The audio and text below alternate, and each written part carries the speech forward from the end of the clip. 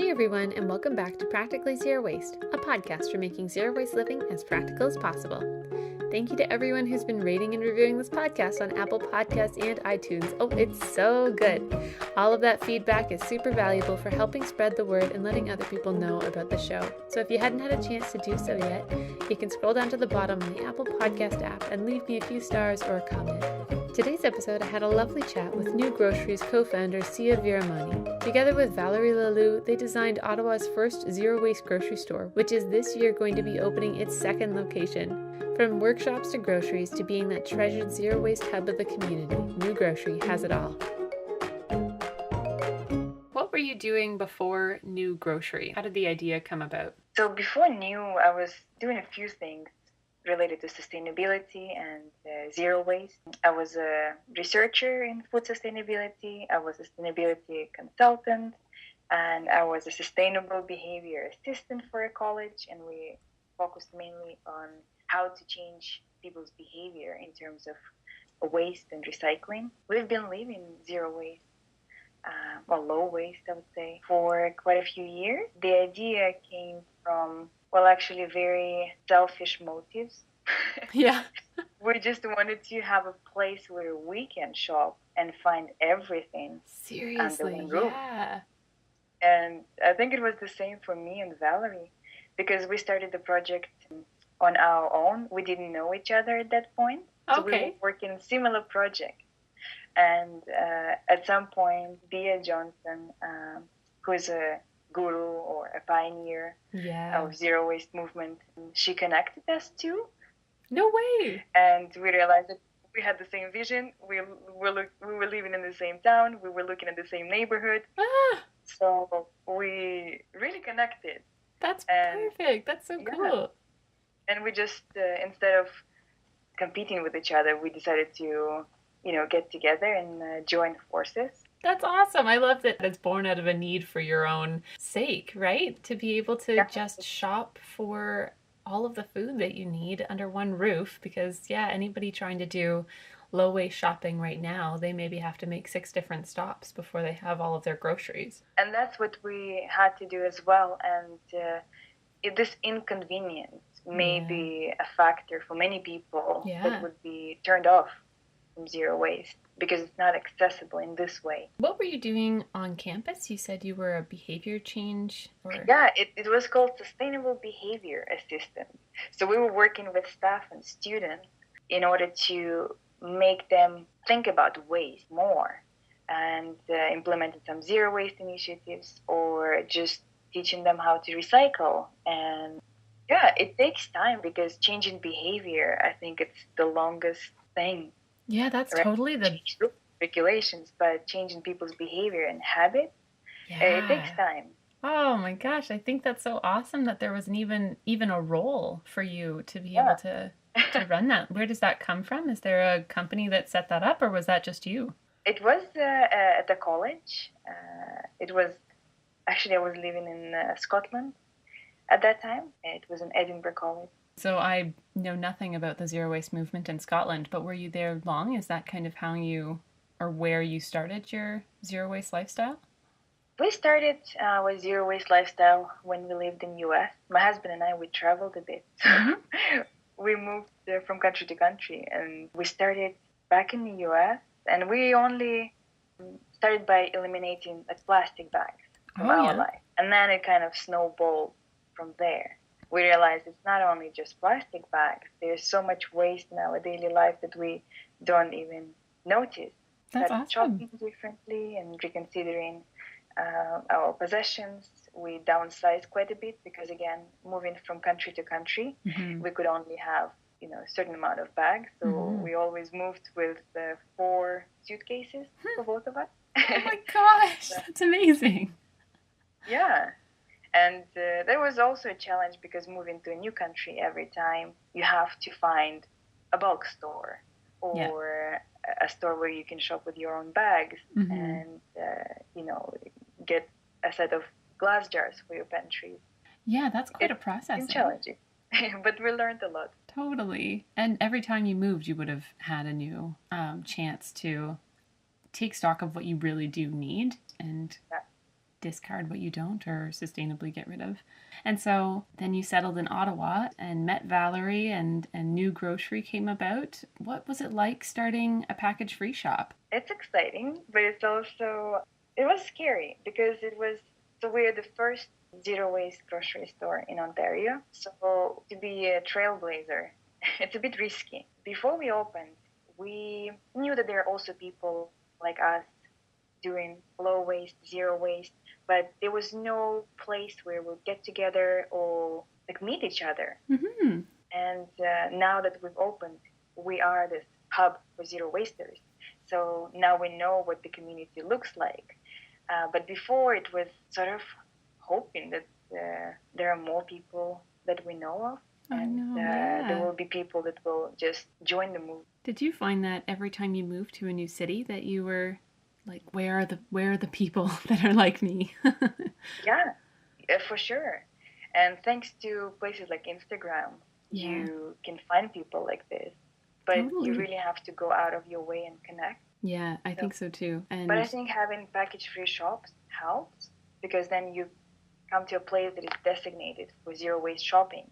So you're more likely to meet like-minded people among other customers or people who work there, so you can connect easier. Yeah, like you said, you become the hub. Once there's a brick and mortar area, like a store that you can go to or a meetup location that you can go to on a regular basis, now you are the traveling destination for people. For sure. Before we get too far ahead of it, what is New Grocery? What kind of products do you carry? And just kind of a bit of an overview. The New Grocery is a zero waste grocery store. And we carry everything that a conventional grocery store would have, except meat and fish. And everything is in bulk, so you'll find it either on tap or in containers that you can just scoop from, or things that we can cut for you and refill your jars. So the idea is for customers to bring their own containers. Okay. It could be jars, Tupperware, cloth bags, anything reusable. Mm-hmm. They would come in and weigh all their items at a weighing station by themselves. And then they go fill them up and we help them at the cash. So it's a very simple process. You just have to be prepared and know what you need and what you want. When people are not prepared, they can take paper bags. Yeah. So we have compostable paper bags. So it's a good way for people to transition. We also have jars on deposit. So you can grab a jar at $1 deposit. It's refundable when you bring it back. So once you bring it back, we give you $1 back. And it makes it convenient. If you were not prepared or saw something that you didn't know that we carry, for example, toothpaste, you see toothpaste and realize, oh my gosh, I want toothpaste in bulk. You can just grab a jar and fill it up. And the next time, once you bring your own jar, you just return that one. Okay, there's so many things that you've said that I really am excited about. That the toothpaste, I know. Yeah, okay, the toothpaste is really exciting, of course. Is that a particular brand that you carry, or is it some sort of DIY, or what's the toothpaste like? So we work with local suppliers. So Awesome. We have a supplier in Montreal, Rose Citron, and she makes creams, toothpaste, and body lotion, and we supply her products because it's all clean and natural. She makes it from organic ingredients. There are no synthetic chemicals or harmful for the environment or for your body. And we also do a packaging exchange with her. Since she's so close to us, yes, she brings us containers with the bulk toothpaste. Okay, I was wondering how that was working. She takes it back. It's the same system we have with our laundry detergent, so white vinegar, shampoo, and other things that you can refill. That's wonderful. So they come to you in a large reusable container. You decant that into whatever, or you sell it right from the container to your clients, and then you can return your empties to your supplier and they'll refill them. Yes. That sounds like a perfect system. and that's what we aim for. We want to be zero waste not only on consumer side, but also on supplier side. Seriously? And we work with suppliers to minimize waste along the supply chain. So working with local suppliers helps a lot with that. Yeah. Because logistically, they're just closer and it's easier to implement.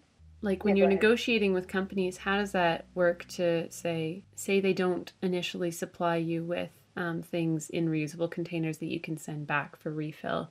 How do you negotiate starting that? Well, that's one of the challenges. Yeah. We do approach companies, or if they approach us, we say that we set zero waste as our priority. So if they want to sell their product, they have to supply it in reusable containers or at least compostable or recyclable containers. Yeah. So with a lot of suppliers who are bigger, for them we're just a small grocery store. Yeah. They don't care much. We do work with the sales rep to minimize any waste. For example, if we order grains or nuts, we ask them for packaging that would be paper or cardboard.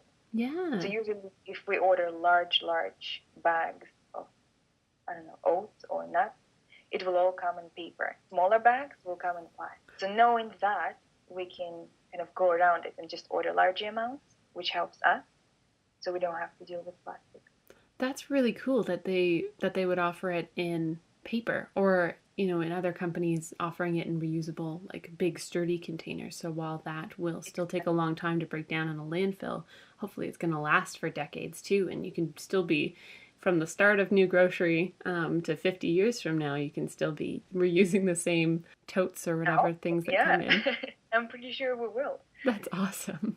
Do you have them marked with like your name? Just like, we always get bin number 3, and it's like it keeps coming back to us, and we've been reusing it for 30 years or whatever. How long has New Grocery been around? It's been 1.5 years. Wonderful.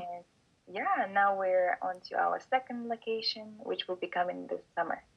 What? You're starting a new location? That's wonderful. Yeah, we're expanding, and I feel Ottawa is really ready for another store, and we have great feedback from the community. It's been amazing. That's fantastic. So where are you currently located, and what is it about that location that first drew you to it?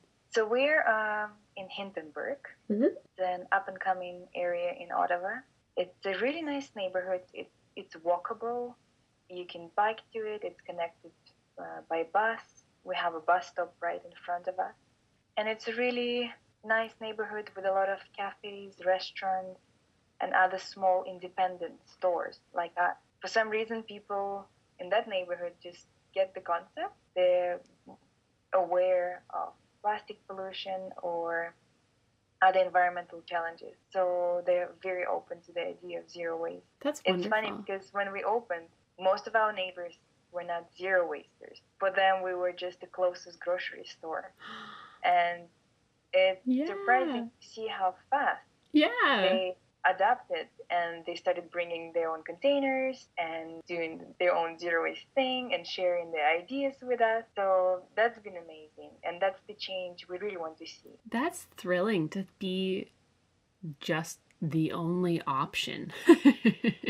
Isn't that awesome to enter an area or a space where it's the new norm? It's like maybe your first time having a child and you just do cloth diapers from the very beginning. It's not like you knew what disposables were like before you did cloth or something like that. It's just, this is the only normal that I have. It's not the new normal. So I really like that people were experiencing your shop in that way, where they just, I need groceries, so I'm going to go over here and, I can get my cheese in a reusable container, or I can get my whatever, my oats and everything. Exactly. And we also have lots of families in the neighborhood with kids, and it's nice to see them come into a store like this. And as you say, for them, it will be the new norm. Yes. They will be shopping like this. I want those kids to grow up in your area and to have you be such a normal thing that they go to a big store like Loblaws and just say, why is that wrapped in plastic? Well, by the time they grow up, I hope larger supermarkets, larger chains will also get on board. What a dream. That sounds awesome. How do your returning customers remember to bring their own packaging and bags? Like, have they shared any of their tricks and tips for that? To be honest, it's all about being organized. Mm-hmm. And when you go shopping, you would usually make a shopping list. And in our case, your jars and your containers are your shopping list. So basically, you would take a container for each item that you need. You look at your pantry, see which containers are low or empty. You put them in the bag, and that's your shopping list. I love that. And usually people also mark the jars, and it can be as low tech as just using a grease pencil, or as tech as like printing those labels. I have some customers, I have to take pictures and post it on our Instagram stories because they're so beautiful and so organized. Yeah.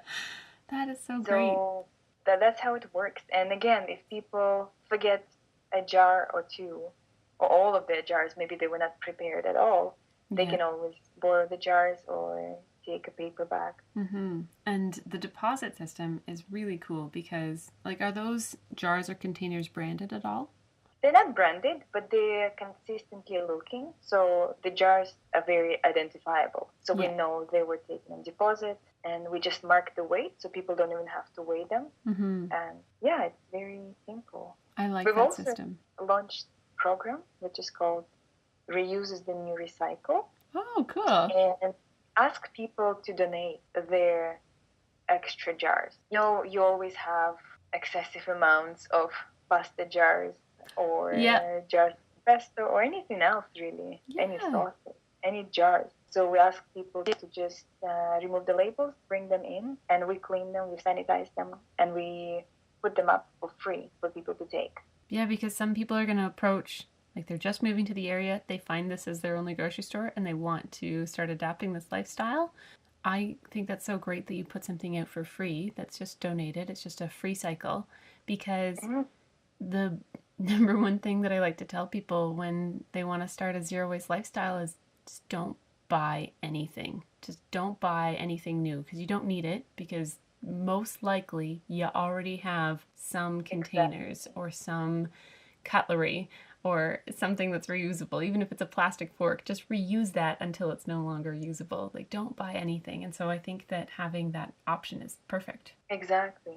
Also, there are sites like Kijiji and places where you can just get things for free as well. Totally. When you move or, Yeah, like you said, you guys were moving around a lot. And so to restart an entire pantry's worth of containers and jars, like, totally reach out to those free options first, because for sure. Or as you eat pasta sauce, save all of your Classico jars or whatever, and then you'll have... Yeah, that's what we've been doing. Yeah. And then they'll be uniform and pretty, and it'll be great. It just takes time, that's all. Yeah. So some of the products that you sell at New Grocery, you said you have dairy, but not meat. Yes. So we don't have meat or fish, but we do have produce. We have milk and eggs. We have juices, kombucha on tap. We have grains, lentils, beans, coffee, tea, spices, baking items, seeds, dried fruits, pasta, different snacks, lots of cookies, the chocolate. Oh, that's important. All the oils and vinegars. Wow. We have a section which is for kitchen accessories, personal products, and cleaning products. Okay, and all of those are bulk too, right? Like you were talking about the toothpaste. Yeah, so anything from, ketchup to toothpaste. Oh my gosh, you can get bulk ketchup. That's amazing. Yeah. Because for so many people... Ketchup, mustard. Yeah, you don't want to have to learn how to make these things. Like, if you want to have package-free ketchup, so many of those ingredients, sure, okay, I have to buy package-free tomatoes and then molasses and then my salt and my spices and whatever else I can get in bulk, but people don't want to have to make their own stuff. It's got to be convenient if it's not. Yeah. And I think it also depends on the lifestyle. And zero waste has to fit in different lifestyles to be adopted more and more. So there are, of course, people who are more DIY. They want to make their own bread. They want to make their own ketchup. They want to make their own hummus. And they make their own deodorant. Yeah. But there are also people who want to do it, but they don't have time because they have kids, they have work and other things to do and life to live.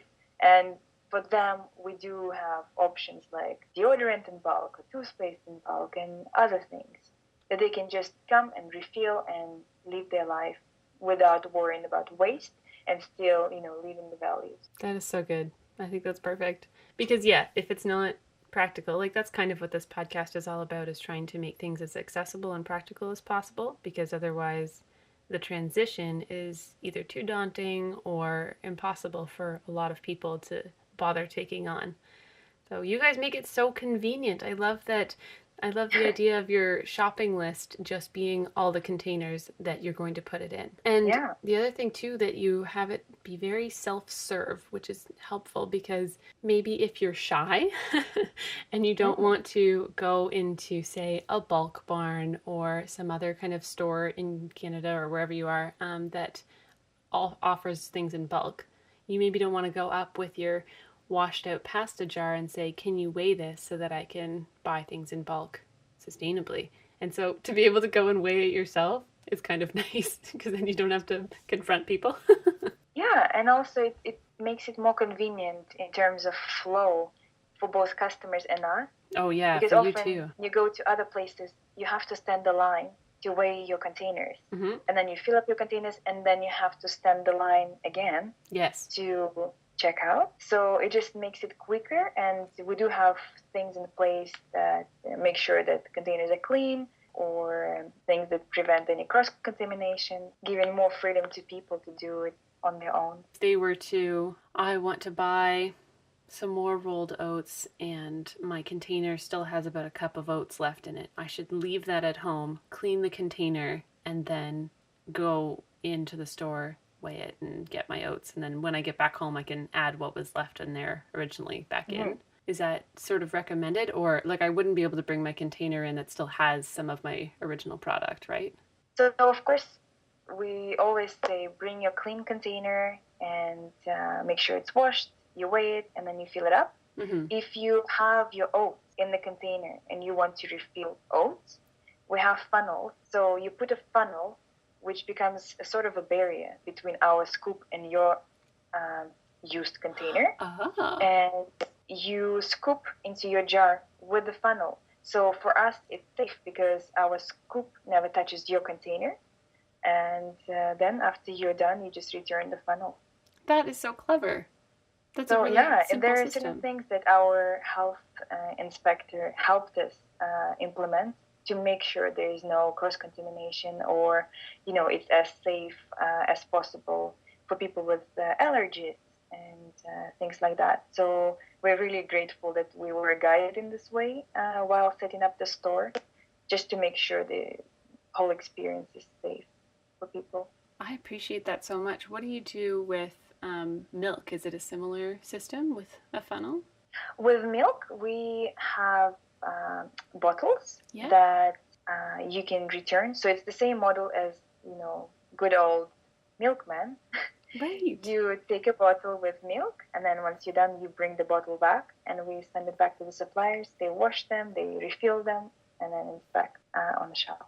That's perfect. The idea of it just being in bottles that get sent back and are reusable, I like that a lot. What is the low waste community like in Ottawa? Like, you're the first package-free shop or the first zero waste shop, and it's been a year and a half or so that you said. So what's the demand like for stuff like this? I think there's definitely demand, and now that we're open in our second store, I think for us it's a proof that demand is growing and the zero waste community is also growing. I think just showing that it's possible to shop this way and this lifestyle is becoming more convenient and accessible makes more people join the community, join the movement. And from what we see now, the zero waste community in Ottawa is very diverse and vibrant. We have people of all ages and from all walks of life. And it's really nice to see that it's just becoming a more accessible thing to do. Yeah, absolutely. And in Ottawa, is there a municipal compost pickup at all? Yes, we do have a green bin program in the city. Wow. It's offered to houses and not the condos at the moment. Okay. So one of the things we're trying to push for is to introduce compost in high-rise buildings and condos, because Yeah. that's where most people live, and that's where population is densified, and that's where the sort of city landscape is going toward, Yeah. with more people moving into the cities. So it's definitely something that's very important for us, and we work with the city to push for that, really. And we have lots of customers who live in condo buildings, and for them, the only thing that stands between them and living fully zero waste is access to compost. Wow. Because Yeah. also lots of things that you switch to compostable kitchen brushes, compostable toothbrushes. So if you don't have a compost to use, it kind of defeats the purpose of using Yeah. those things. In so many Yeah. places, like lots of, even restaurants and other places are starting to offer compostable packaging. Mm-hmm. A&W is one of them that comes to mind, that has made probably a significant effort to offer compostable packaging for their food. But if you are not in a place that offers municipal compost pickup, then your composting packaging is just going into a landfill anyway. And so that's hard when you're maybe shelling out a little bit more to buy compostable scrub brushes or toothbrushes or anything like Mm-hmm. that, and it still ends up in a landfill. Exactly. And we always have to think about end of life for any product. Yes. Where will it go? And how can we safely dispose of it? So yeah, I agree. Yeah, there's an app that I'm really excited about lately called Share Waste. I think they started it in Australia, but you log into the app and you can see other people who are listing their composters, and you can drop off compost at other people's houses. Or if you have a composter like I do, I've got my composter up on Share Waste. So if anybody living in my area needs a composter, because in the city that I live in, Peterborough, we don't have municipal compost pickup, and it's something that I've talked about on basically every episode of this podcast. And so people come by my house and drop off their compost in a container and then bring it That's back. amazing. So I That's wonder amazing. That's a sort of thing we used to do without having an app. But my husband and I, when we used to live in a condo building, we didn't have access to compost. So we would just go across the street to our neighbors who had their own houses, because they did have green bins and weekly pickup. So we would just talk to neighbors and say, hey, we have lots of compost and we just need a place to drop it off once a week. Yeah. You mind? And no neighbor ever minded. Yeah. So I think this app makes it easier for people more introverted, I guess. Yes. That wouldn't go out of their way to talk to their neighbors about such a weird request, I guess. Yeah, it is kind of fun. So yeah, it totally connects people with composters and compost, and you just sign up and it's free, and it's just so fun. Anyway, maybe that I'm sure that that's active in Ottawa. Like if it's reached me here in Peterborough, just word of mouth, I guess. Then make sure to check it out. Oh yeah, totally. It's great. We also have to have a different system for that, because as a business, we're not served by the city in terms of waste. So we work with a private company and we pay for our compost to be picked up. Wow. On a weekly basis. So for us, it was very important to do that.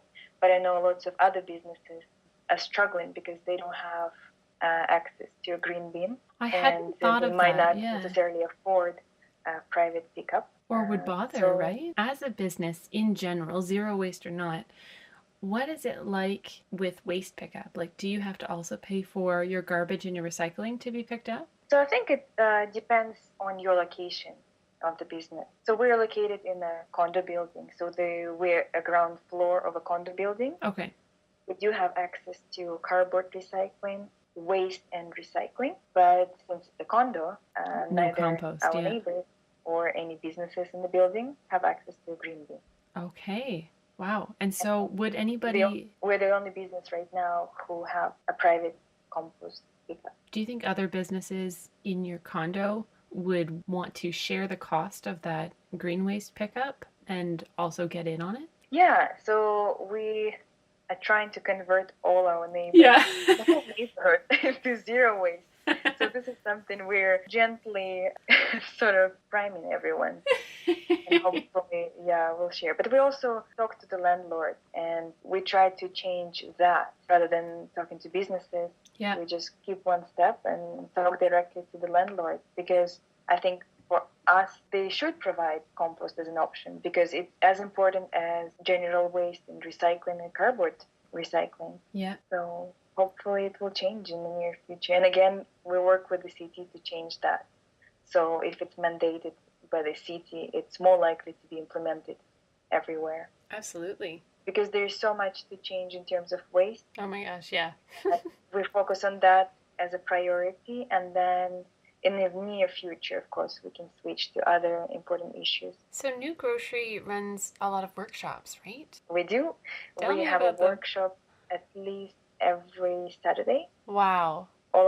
Most of them are free. I think we only had 2 workshops that were paid so far. Oh. And this is only for the presenter to cover the cost of their materials and things.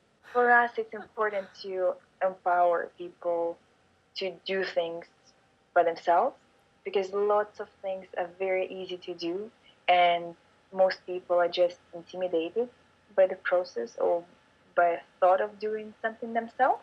Totally. So it's really showing how easily something can be done. And some workshops are DIY like this. Mm-hmm. Some workshops are just sharing the knowledge about an item, giving ideas about, let's say, zero waste travel.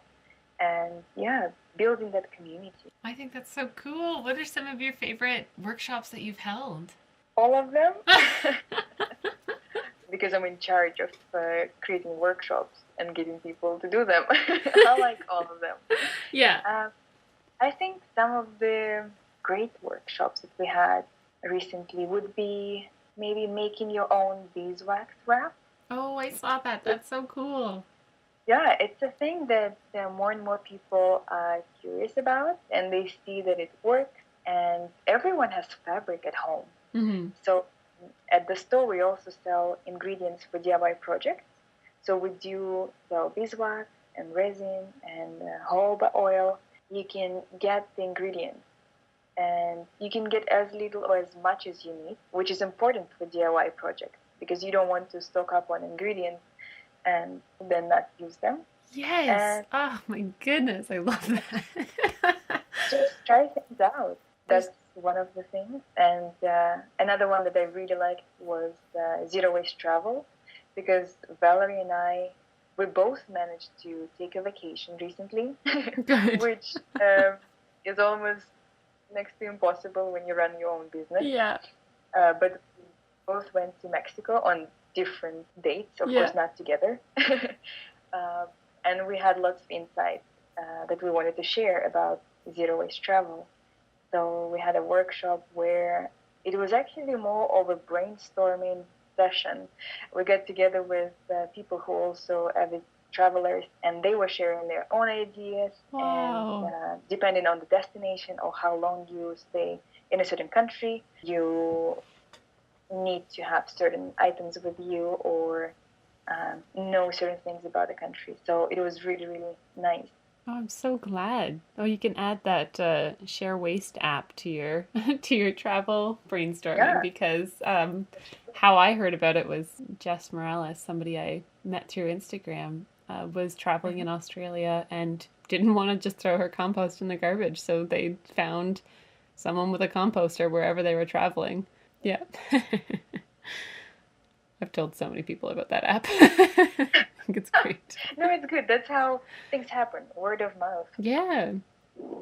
That's great. I love how practical your workshops are. What tips would you give to somebody who wants to kind of run their own workshops or run some zero waste meetups when they don't have a hub like New Grocery? I think it's important to start connecting with people through maybe like-minded organizations.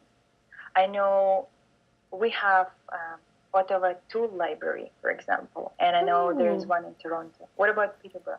I don't know what we have, but I will look into that because that's really awesome. So I think you have to search places like this, like a tool library or a green society. Yeah. And you're likely to meet people who are into, DIYs or low waste or just more conscious living, and partner with those organizations to run a workshop. I know one of our friends in Ottawa or in Toronto, she runs workshops related to zero waste through Toronto Tool Library, and they're really successful.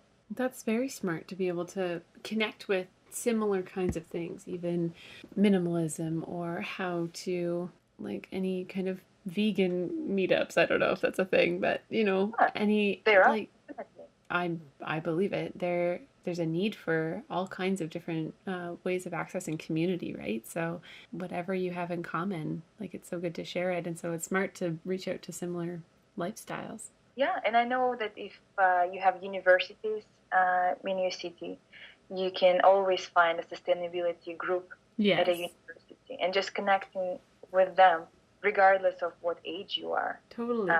Just connecting with people there and doing workshops or just meetups. I think that's a good way. There was something on the CBC recently that was a panel talking about fossil fuels and their use, and how all of the panelists agreed that consumers need to just stop consuming fossil fuels rather than the manufacturers stop making them, because if there's less demand, then they'll stop buying it, or they'll stop producing it, sorry. In a similar way, do you think that change has to come from the manufacturer side or from the consumer side? Or both? I think it's more complex than that. I do think it's a two-way street, always. It's never one side or the other. It has to come from both. And the issue is more complex. And I do agree that consumers do have to get into more conservation mode, whether it's for, plastics or fossil fuel, energy, or water, anything like that. We just have to conserve more than consume. We have to be aware of our consumption. Totally. But I do think that a lot comes from businesses and what they offer.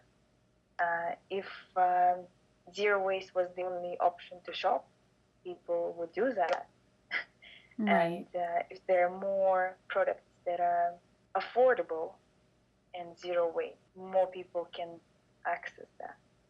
Exactly. And along with consumers and businesses, a lot comes down to municipalities or regulations on a provincial or federal level. So if a province or a country as a whole bans plastic, single-use plastic, that creates a completely different landscape. We just have no other choice but use something else. Yeah, I guess as long as there's choice for something easy and cheaper, then people will probably choose that. Exactly. So it's a complex issue, and we have to approach it from all sides. The government, businesses, and consumers as well. As a consumer, if you're not interested in buying things made from recycled material or post-consumer product or compostable, biodegradable, like if you're not shopping these types of products, then the demand isn't being created for more of these products to be made. Like when we're recycling things aren't, we're not buying the things that it's being recycled into. We don't have an infrastructure to recycle or compost, right? And infrastructure comes down to municipalities. Even if businesses and consumers are all striving to zero waste, it just comes down to a way we can or are able to dispose of our things. Exactly. You have another account, don't you? That's Zero Waste Couple. Yeah, we have a Zero Waste Couple. We started it as a way to share with people how we have adopted a zero waste lifestyle. And it's very diverse. Anything from DIY projects and gardening and making our own bread to zero waste travel and just zero waste tips. Since I manage new grocery Instagram account, my activity on Zero Waste Couple has come down since we opened the store. Yeah. We're still there, and we have good following, and people are really engaging, and yeah, that's what really gives us a sense of community. Yeah, totally. And I love, like, I think I followed Zero Waste Couple quite a while ago, and then found New Grocery, and then just today, as I was writing up some questions for you, did I realize that you are the same person. So that was really exciting. Is there anyone that's inspiring you in the low waste, eco-friendly community lately that you want to share with other people? I think, to be honest, our customers are the most inspirational people we have, and the ideas they have or things they implement that are so easy and you've never thought about it, and just the attitude and how easily they just do things, that's what gives us the drive and inspiration to do what we do. Oh, I love that. We do have great social media accounts that share and show their progress on their zero waste journeys and give advice. But I think seeing real life people and all the imperfections as well, and just talking one-on-one is amazing. Oh, I want everyone to be able to find a community like that, just to be able to connect and share their ideas and their failures and successes, and just feel like a part of something bigger. Yes. And a part of a movement, and feeling that, it actually matters what I do. Because if you feel lonely in this, you feel like, does it really matter? But then it does when you see it's bigger than you. Ah, yeah, exactly. Sia, where can people find you and find more about you and New Grocery? So they can follow at New Grocery on Twitter, Instagram, or Facebook. New spelled as N-U. Yes. And grocery is spelled as normal grocery. And at Zero Waste Couple as well. We have a website, newgrocery.com, and we do have an online store. So when does your new location open? We're aiming for August. Awesome. Okay, so cool. This week we're finalizing our lease, so we're not disclosing our location to anyone. That's okay. In a few weeks, we'll ask our followers to guess where we're going to open. Yeah. I'm looking forward to the hype. That's going to be fun. There's going to be a very busy summer. Yes. But it's worth it. Oh, well, congratulations on being able to expand so much already. That's awesome. Yeah, thank you so much. Thanks again for listening, everyone. Check out New Grocery's website and find them on Instagram at NU Grocery to learn more about their awesome store, products, and workshops. If you enjoyed today's episode, you may also enjoy episode 16 with Peterborough Greenup, episode 18 with Loop Store, and episode 27 with Toronto's Bear Market. You can find those in our archives on iTunes, Spotify, Anchor, Google Podcasts, and more. If you have an idea for the show or a comment, send an email to practicallyzerowaste@gmail.com or message us on Instagram. We'd love to hear from you. And of course, if you're interested in supporting the podcast, you can go to anchor.fm/practicallyzerowaste and hit the support button. Have a great week, everyone, and talk to you soon.